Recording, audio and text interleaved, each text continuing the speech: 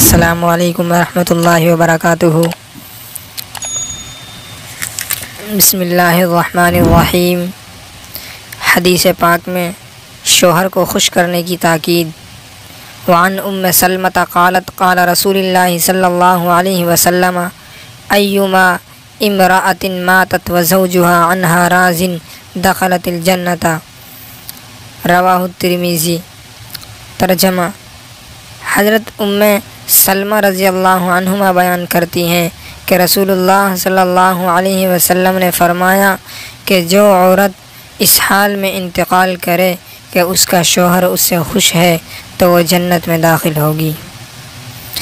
خلاصہ حدیث: عورت کے ذمہ شوہر کے جو حقوق ہیں، اگر عورت ان کو ادا کرتی رہے تو ظاہر بات ہے کہ شوہر اس سے خوش رہے گا، اور ایسی عورت اطاعت شعار کہلائے گی، اور اس عورت کو اللہ تعالی جنت میں داخل کریں گے۔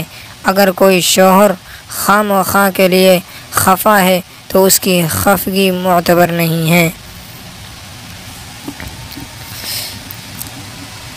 کلمات حدیث کی تشریح۔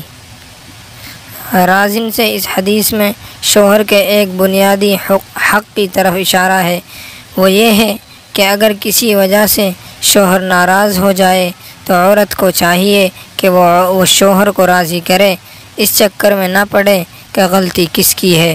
شوہر کی غلطی کے باوجود اس کو راضی کر لے گی تو محبت میں اضافہ ہوگا اور اللہ تبارک و تعالیٰ کے یہاں مقام و مرتبہ میں بھی بڑھے گا۔ شوہر کی خواہش پوری کرنے کی تاکید۔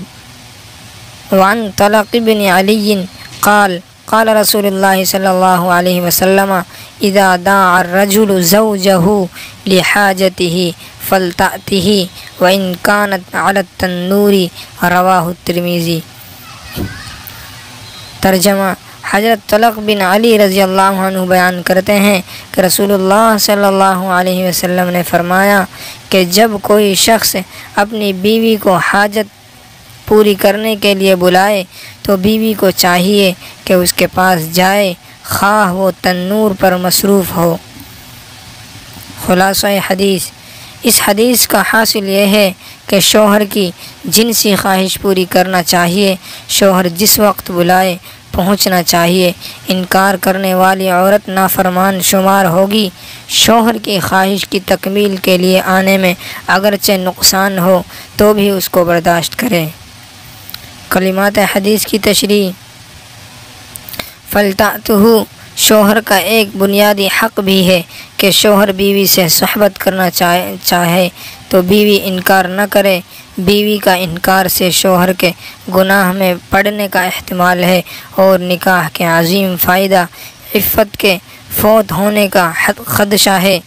وَإِن كَانَتْ عَلَى التَّنُّورِ، مقصد یہ ہے کہ بیوی اگر کسی کام میں مشغول ہے تو اس کام کو چھوڑ کر آئے۔ اگر نقصان کا خدشہ ہے تو نقصان ہونے دے، لیکن شوہر کی بات نہ ٹالے۔ السلام علیکم۔